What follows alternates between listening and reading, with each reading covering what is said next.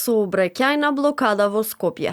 Ниту дождот не ги спречи граѓаните на аеродром да го блокираат мостот Близнаци, искажувајќи го својот револт за палењето на дивата депонија Вардариште.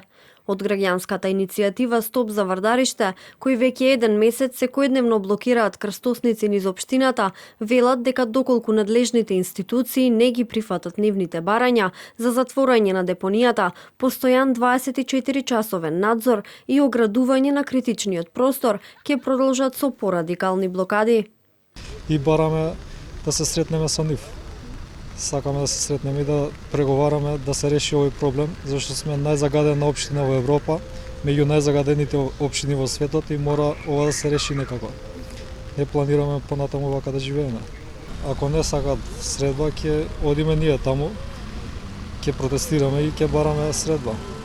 Од Инспекторатот за животна средина за телевизија 24 велат дека анализите за загаденост на воздухот и почвата во Вардариште треба да ги направат од општина Газибаба.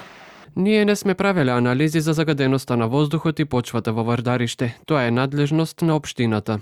Предходно телевизија 24 направи обиколка во населените места кои се во близина на депонијата Вардариште. Жителите се пожалија дека веќе со години дишат загаден воздух, а се сомневаат и дека почвата е контаминирана. За сега добиле само ветувања дека ќе се реши проблемот. Блокадите за почист воздух во организација на граѓанската иницијатива Стоп за Вардариште ќе продолжат и во наредните денови.